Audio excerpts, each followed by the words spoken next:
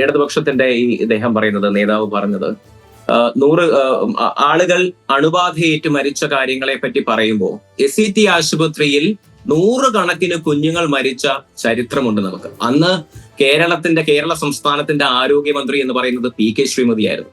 നമുക്കറിയാവുന്ന കാര്യമല്ലേ. അപ്പൊ അതിനൊന്നും ഒരു മരണത്തെ ഞാൻ ഒരിക്കലും അത് ഡിബേറ്റിന് വേണ്ടി ഉപയോഗിക്കുകയല്ല. പക്ഷേ നമ്മൾ പറയുമ്പോൾ, ചരിത്രം രേഖപ്പെടുത്തുമ്പോൾ 100 കണക്കിന് കുഞ്ഞുങ്ങൾ SET ആശുപത്രിയിൽ അണുബാധയേറ്റ് മരിച്ച സമയത്ത് കേരള സംസ്ഥാനത്തിന്റെ ആരോഗ്യ വകുപ്പ് കൈകാര്യം ചെയ്യുന്നത് ശ്രീമതി PK ശ്രീമതി ആയിരുന്നു. നമുക്കറിയാവുന്ന കാര്യമാണ്. പിന്നെ ഇദ്ദേഹം ചോദിച്ച വേറൊരു ചോദ്യം എന്ന് പറയുന്നത്, ഇതൊക്കെ ഇത്ര വലിയ സംഭവമാണ്. അദ്ദേഹം ഉന്നയിച്ച വിമർശനങ്ങൾ എന്താണ്? ഒന്ന്, ശസ്ത്രക്രിയ നടത്തുന്നില്ല. ലക്ഷക്കണക്കിന് ആളുകൾ ആശ്രയിക്കുന്ന സർക്കാർ ആശുപത്രികളിൽ ഉപകരണക്ഷാമമുള്ളത് കൊണ്ട് ശസ്ത്രക്രിയകൾ നടത്തുന്നില്ല.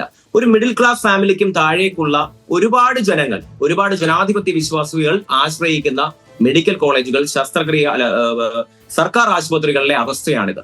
പിന്നെ രണ്ടാമത് അദ്ദേഹം പറഞ്ഞത് എന്താണ്? ഒരു കുറിപ്പിന് പോലും ഒരു പരാതി എഴുതി കൊടുക്കണമെങ്കിൽ, ഒരു ഷീറ്റ് പേപ്പർ വാങ്ങണമെങ്കിൽ ഇവിടുത്തെ മെഡിക്കൽ റെപ്രസെന്റേറ്റീവ്സിന്റെ മുന്നിൽ കൈ നീട്ടേണ്ട അവസ്ഥയാണ്. അവരുടെ മുന്നിൽ നിന്ന് ദമ്പടി വാങ്ങിക്കേണ്ട അവസ്ഥയാണ് ഇവിടുത്തെ ഡോക്ടർമാർക്കുള്ളത്, ഇവിടുത്തെ സർക്കാർ സംവിധാനത്തിനുള്ളത് എന്ന് വളരെ ആർജവത്തോടു കൂടി നിന്ന് പറഞ്ഞ ഒരു ഡോക്ടറാണ് ഹാരിസ് ചിറക്കൽ. അപ്പൊ ഇതൊക്കെ ശരിക്കും പറഞ്ഞാൽ ഒരു വിമർശനമല്ലേ?